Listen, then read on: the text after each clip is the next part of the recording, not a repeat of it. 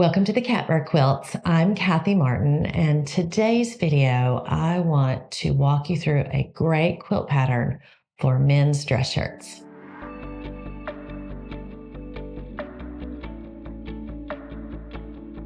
So this is not the first time you have seen this quilt pattern.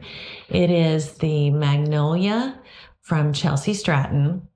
It has just been in a lot of videos lately. So we originally used this quilt pattern to talk about plaids and how to use them, and if you fussy cut them, is it any better than just cutting them normally? And then I kind of fell in love with it and made more blocks out of it, and then those blocks became more blocks, which has become a very nearly put together quilt top that you see behind me. And you may, if you saw the on my sewing table just a week or so ago, you will recognize the blocks behind me and the block that's on my table. And I say this excessively. Not every quilt pattern is fantastic for men's dress shirts. And so when I find one, I like to highlight it and talk about what it is about that pattern that's so good and why I think it would be a good pattern for you to use. So that's what we're going to do today. I have before me this block that I continue to use, probably because this plaid, I cannot get enough of it. I wish I had 4 more shirts in this fabric. And I like to have at least part of the quilt pattern made so you can see why I like it. So let's just start from the top. It works for plaids, obviously, which a lot of men's shirts are plaid or check, and those kind of operate similarly in a pattern. And part of the reason for that is the plaids are not touching each other. And by that, I mean, you don't have to line up a plaid in one block and it butts up against that same fabric on a different angle or on the same angle. Because of the way this pattern is constructed, they meet in the corners, and my corners are not perfect, by the way, in this block. And if you look closely, you will see, and that is okay. I'm not upset about it. But you'll see they come together. If I had used the scant 1/4 inch seam allowance as was called for, they actually wouldn't even touch at all. They would meet at the white. And that's something we'll talk about just in a minute. The plaids are the fabric that's the focal fabric are not side by side with any other piece. And you end up with this really pretty, white star, background star in the middle. And so it has that kind of, there's some movement and depth there because there's I'm going to call this a flower because that's what it looks like to me. And since it's called Magnolia, maybe that's what Chelsi Stratton thought also. So it has the flower, but then if you change your perspective, you get that star that is a really common and traditional quilting theme. So just from the standpoint of if you have a lot of plaids or stripes, you don't have to worry about matching them from block to block. And if you want to go back and watch the Plaid Perfection video, you will see that you don't even have to match the plaids within a set of block. Like this one, these 3 are similar. These 2 are similar. These 2 are similar, but they're not matching. And you can see how it really does not detract from the beauty of the block. The other great thing about the layout and construction of this quilt pattern is that not only are the focal pieces not touching each other except in corners, there is sashing between the blocks, and you can see that on the wall behind me. So you're not matching up from this block to another at that corner. So there's a wide strip of background fabric here with a cornerstone at each junction. And what that does is it allows some visual break between this plaid in this example, or this fabric, and the one that might be next to it. So if you have a whole slew of shirts with different patterns or different plaids, but maybe in a similar color, you can get that visual break between them and just be able to appreciate each block for what it is. But then en masse, like when you get far back from it, it'll just look cohesive because of the division with the sashing. So sashing, yes. And I don't actually love sashing, to be honest with you, but when it comes to using shirt fabrics, and for those of you who make memory quilts or are going to make a memory quilt, maybe if you haven't before, sashing can be a friend. It just gives you a little bit of wiggle room, not only with your piecing, but again, visually with the colorway and the shirts that you have. So that's a definite benefit of this quilt pattern. The other great benefit about the style of this particular pattern is because it is flower-like, it has, in my opinion, a somewhat feminine feel to it. So if you are taking men's shirts, but you're making a quilt for a woman or a girl or just someone who has an appreciation for a feminine look, it's a great quilt pattern for that.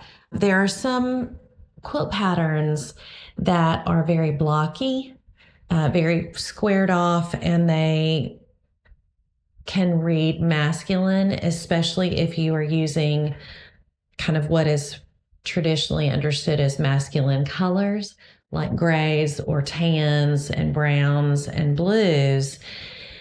If it's really squared off, and if you go with a complementary colors to those tans and browns, it can feel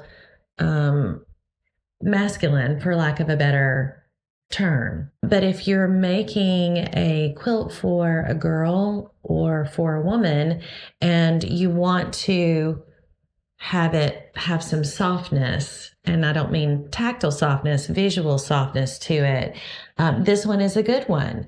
And so, for example, those of you that are making memory quilts perhaps for your grandchildren, and if you have girls and boys in your grandkids, this one might be a great one for the girls. And then there are other ones that might be better suited for your grandsons. So anyway, just a suggestion. That is obviously just my opinion, not hard set. There's nowhere in there that in the quilt pattern that says this is only for girls. But I just look at it and think it's pretty. It just has that kind of lovely, pretty feel to it. And I think if you make excellent choices with your shirts and then your background fabric. I chose white because that is actually the color in the background of this plaid. I can totally see where if you had tans and browns and maybe blues, a cream colored background would be really, really lovely. Or if the shirts that you have that you've chosen to use have a more blue or gray base, you could do a light gray, and that would be so pretty. So you can kind of see where there's a lot of room for variation, which is also, in my opinion, a great feature of a quilt pattern. And I've said this before, sometimes quilt patterns are really, really beautiful when you see them in the sample fabric, and then you go to make your own version of that, and it turns out what was actually so great about that quilt pattern was the fabrics that they chose. And I think that's part of the appeal of pre-cut quilt kits is they have, cohesive colors that are made for that purpose. But this particular quilt pattern and the ones that I've featured in the previous great quilt pattern videos, there's a lot of room for choices. for a different colorway. You could, instead of having every single piece in this block be the same fabric, you could vary it up. So these 4 could be a plaid, and these could be a solid color that matches that plaid. Or this could all be the same, and these corner pieces could be a different fabric altogether. So either a solid or a matching plaid. You can really play with the colorway and your fabric choices, not only between blocks, but within this block. And that to me is part of what makes a great quilt pattern. You can put your own stamp on it. And so if you wanted to have maybe even every block the same, but it's mixed within the block, there's room to do that in this quilt pattern. And I really like that a lot. So those are some benefits of the actual design and construction, which is a huge part of what makes a quilt pattern great, is just the look of it and how it's put together. But there's also just the instructions and the actual written pattern itself. And those of you that have been with me a while, you know that I did one of these on the eyelet lace quilt, and wonderful, wonderful quilt pattern. The directions in that quilt pattern were actually very detailed and very long. And so that can make a quilt pattern not as easy to follow. This particular quilt pattern, and I'm going to get out a page of the quilt pattern to show you what I like about it, is very simple to follow. So it's very easy. It's very, very clear, and it is not exceedingly long. So it's not pages and pages and pages of directions. And probably in part, it's because she presents this quilt pattern as one size, which we'll talk about that in a minute. But let me get out that page I want to show you. So this is the page of the quilt pattern. I've marked out the actual piece sizes because I feel like that's not fair to the designer for me to share how to actually cut and make the pattern. But you can see how the block comes together. And what's great about this, and it's just one of the things about this quilt pattern that's so good, is she has very clear pressing directions. This top piece gets sewn together, and then without any question, you know you're going to press toward the background. And then this piece gets sewn to this piece, and it's pressed toward the background, so that those two pieces, when they're put together, those seams nest. And you know I love a nested seam. So love that. And there have been patterns that I have used that I have worked with and had to kind of come up with my own way to press so that I have nested seams. She's done the work for me. Yes. So it takes that thought process out for me, and it's just literally follow the directions, which is great. She does not say in the pattern that you need to use a scant 1/4-inch seam allowance, but having now made many, whatever, let's see, I've got 9 or 12. I think I have 12 behind me, including this one. And so whatever that is, many. If you do a scant, meaning just shy, I mean like a thread, millimeter shy of a 1/4-inch seam allowance, those joins will come together right at that white background. So again, it'll be like this, where these two white pieces come together, as opposed to this, where I maybe missed it just a little. And again, the variation in your seam allowance can actually alter the size of your block if there are a lot of pieces in it. But again, sashing to the rescue. If your blocks are not all exactly the same size, you can kind of cover the distance in sashing. And some of you have already bought this quilt pattern and are working with it, and I hope you're loving it like I am. But using that scant 1/4-inch seam allowance will make your block come out to size and also match up nicely. But to get to the point, with fewer words, haha, the pattern, the actual pattern itself, the instructions are very clear. It's very easy to follow, very simple, and pressing directions are included, and I love that. Now, you don't have to follow them, but if you do, your seams will nest nicely, and that's a benefit. Another aspect of the quilt pattern that I love so much is that it's a good size block. The end block size is that 16 and a half. When it's finished, it'll be 16. And that is an excellent size I want to show you for a throw pillow.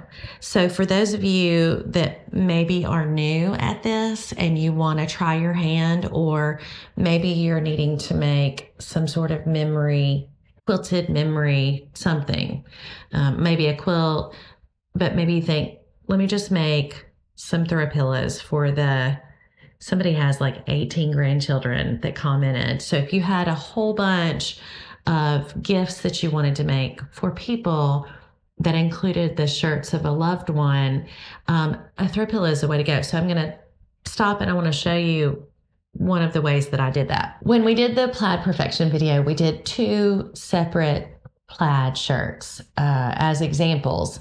And this was the other one. And I ended up with these 2 gorgeous purple plaid quilt blocks and no real intention to make a purple plaid quilt.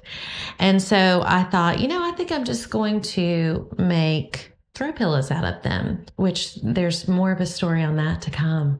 But anyway, this was one of them. And for some reason, I'm not real sure why, I decided to put a border on it. I don't often use borders. I don't know if you've noticed that about my quilts. I kind of like the purity and pristine nature of the quilt top going all the way to the edge with the binding. And the reason why I bring this up now, when you make a throw pillow, you can kind of decide your size. So I could have this smaller size, which is the 16.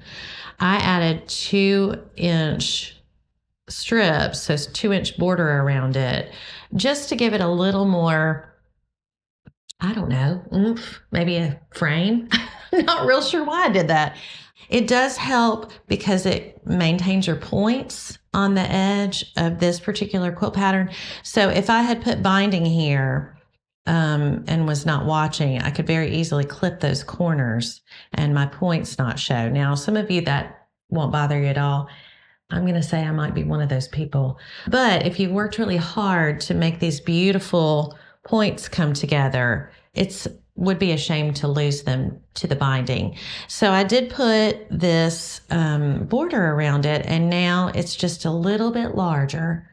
And when I get the binding on it and the envelope back, it will hold a good 16 to 18-inch pillow form. So again, just as throw this out there as a creative idea, if you are looking for a smaller project, this can obviously be broken up into just a block. As far as putting the blocks together, part of what makes this one great and easy, it's not sewn on point. So the rows are not on a diagonal, they're straight across. So if you're relatively new to quilting, sometimes things that are just square, sewing squares together, sewing rectangles together, sewing rows together, this is one of those that will come together easily and it's nice and straight. So you're not having to worry about cutting on the angle or sewing on the bias or any of that kind of stuff. It's just nice and straight. And just is really, I think it's just a lovely, looks lovely in the end. And because the way these pieces have that flip and trim, there is a lot of movement there and it feels almost like it's on the bias, even though it really is just squares and rectangles that are, deceivingly like diamonds because of the way the piecing is done. So in the quilt pattern itself, in the PDF, which is what I use, or if you were to order a printed version, the finished quilt size is 74 by 74, which is a nice sized quilt, but it doesn't take a whole lot of imagination to look, especially if you're looking behind me at it put together. You could make a small baby quilt, which would come out to close to, I would say, in the meter size, so 39 by 39. If you put a border on it, obviously you could add a little bit of, size to it, with the just 4 blocks put together, which would be so lovely. You could also do a lap size by doing, instead of 4 blocks by 4 blocks, you could do 3 blocks by 3 blocks. So you could very easily see how, if you wanted to scale down to a smaller quilt, you could, or even scale up if you wanted to go bigger than that 74 by 74.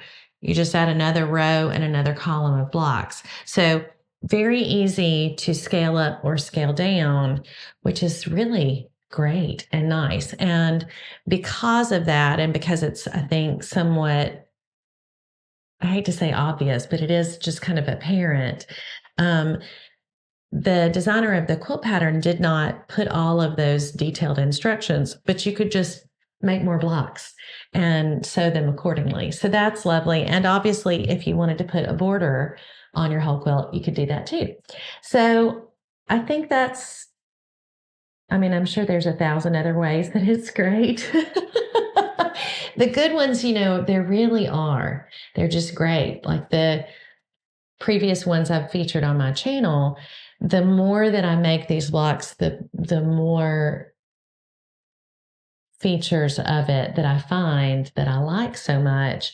And I do like to give you guys a tip off of these good patterns, because like I said, if you're using shirts or if you're making memory quilts, a lot of times it's, you have some limitations. And this one, the strengths of the design play to the limitations of shirts. So I hope you'll get it. I hope you get it and enjoy it as much as I have enjoyed making these blocks. Again, that pattern is Magnolia by Chelsi Stratton. I hope you get it and enjoy it. I'm Kathy Martin. This is the Catbird Quilts. Thank you so much for watching.